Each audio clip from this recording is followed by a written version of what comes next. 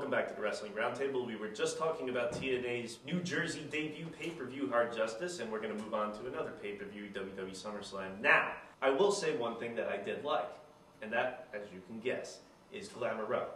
Them winning the Intercontinental and Women's belt in the same match, I thought was just great. It was a smart thing to do, and they actually did it, which is good. And their celebration was hilarious. That's about where the praise ends as far as I go, because I'd like to go right to the top with the Hell in a Cell match. Now, as usually happens when we see a pay-per-view, you and I and Chris and you or whoever will be just amazed that people can be into this garbage. And then we'll go home and read some reviews and stuff, and people will say it was amazing. And I can't imagine they were watching the same match that I was. What exemplifies that is the Hell in a Cell match. I thought it was absolute indie bad trash. And then I see people are saying like, 4+ whatever stars and matches of the year and crap like that. I don't understand it. Can anyone possibly explain that? Exactly. Now here's what I didn't like about that match. What I meant by backyard bad. I know what you said.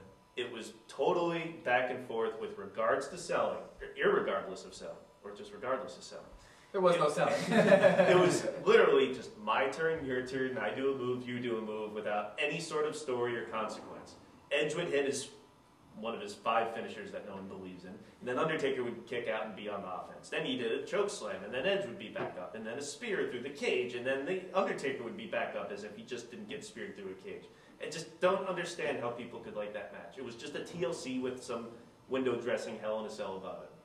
It could have done a lot with the tables, ladders, and chairs, but I think they wanted to be cute because it was Edge. I wouldn't say it was that bad. I mean, Undertaker did a spear. That was bad. That was bad. But, you know, I'll give it a little bit of credit because it got people interested. A majority of the people liked it. They went out, they did their job. Obviously, there are the fan base that liked the match. I mean, I'm the, I guess, token WWE mark around here, and even I fell asleep towards the end of that match. Really? I went to work the next day, somebody told me about the fire, and I didn't know what he was talking about. I must have passed out. And You missed the match. I went back and went, oh, crap, look at that. See, I don't even mind the cartoony stuff at the end. You know, all the Undertaker goes to hell and, you know, morphs and controls the lightning stuff. I don't mind the cartoony stuff. It's fun. It's just, when it's after such a horrible match, it just really doesn't add up to it. Even if it was great, I mean, it was good, it was there, but we've seen it a billion times, and it wasn't even Just as this year, yeah. good as what we've seen.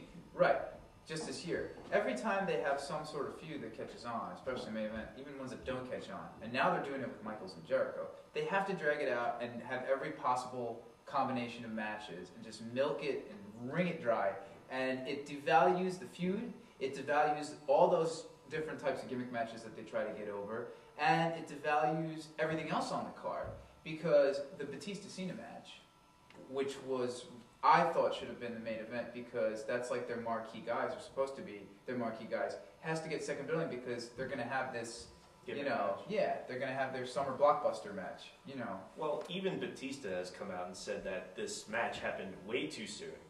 You would think that they would have waited to WrestleMania, and I guess they will once he comes back, Cena, and maybe do it again. But you mentioned Michaels and Jericho.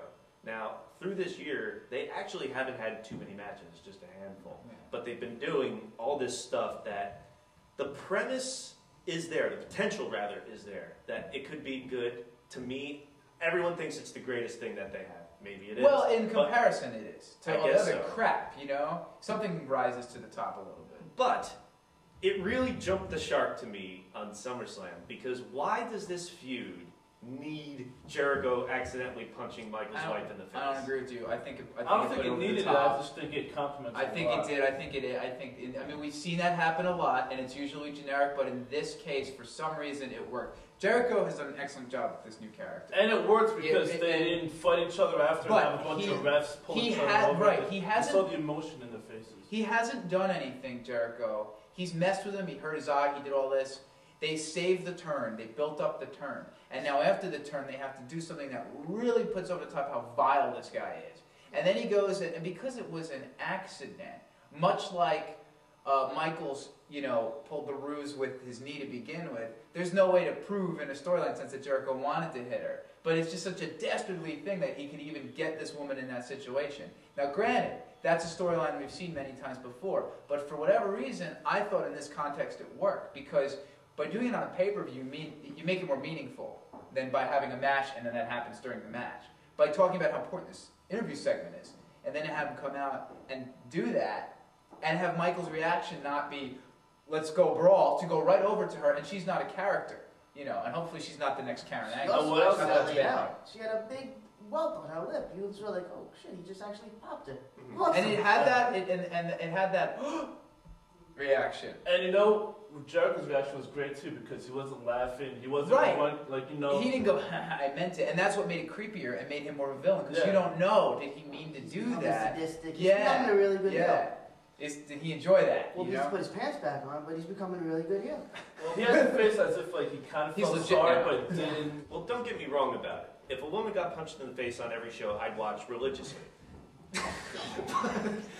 To me, it just didn't need it. I would much rather have this personal feud be a little more cerebral than this simplistic punch your wife in the face by accident. I don't think it needed it. I think just because, you know, no one has seen Michael's wife on TV, so the fact that he brings her out and then this incident happens, I think it brought a lot to the table. It was a good chain reaction. You know, he went back to her. Now he was done with Jericho. He didn't care anymore. Now he goes against his religious beliefs and.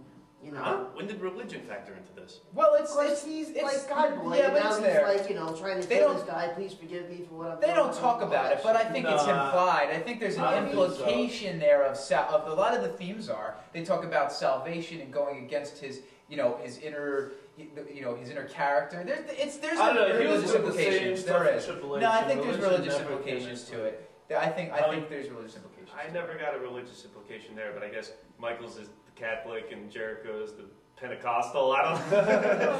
I think something we may be able to agree on a little more is we did a show about the lack of importance for titles previously.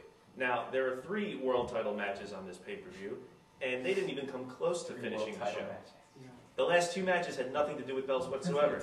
So what does it say when the second biggest show of the year has 3 world title matches and they're not even important enough to finish the show? None of them. They just don't care. They really lost their faith in the titles, and it really shows lack of faith in CM Punk. Well, he's not even champion anymore. Yeah. At first, him and JBL, you know, a match that they did on Raw a few weeks prior to having on pay-per-view was stupid to me, but oh well, it's their choice. I hate anything JBL does. I was about to say, thank you. But I thought you liked him because he was racist.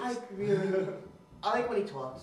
Put him back behind He's good in the stick, he's not good in the ring. He's just a fat, hillbilly slob. Well, speaking of slobs and not good in the ring, I am disappointed that Triple H Khali was not the amazing train wreck that I had hoped.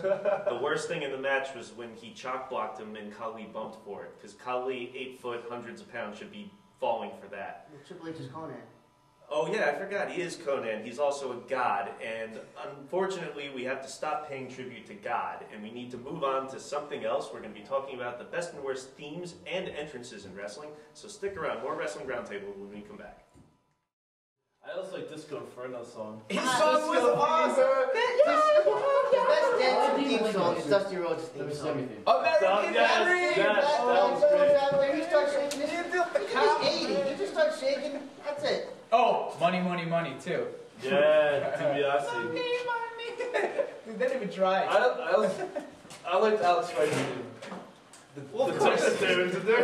We think about all these older wrestlers from before the Hogan era, and you think about Bockwinkel and Race and Funk, and none of these guys had themes that we associate with them, and maybe that's why some of their legacy with younger fans isn't there. Because we don't associate them with like something like that. You know what I mean? Like all these fans know Mr. Perfect, and most of them probably haven't seen like 2 or 3 fucking matches.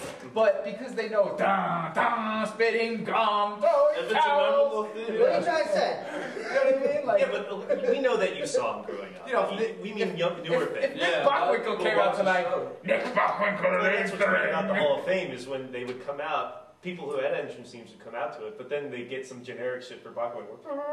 Yeah, I know, exactly. There's no pop for it. But then, like, if Hardcore Holly gets inducted to the Hall of Fame, they're going to know who it is, you know? That's when I'm done. That's when I finish. I'm finished after Bob Holly. Then you'll keep watching.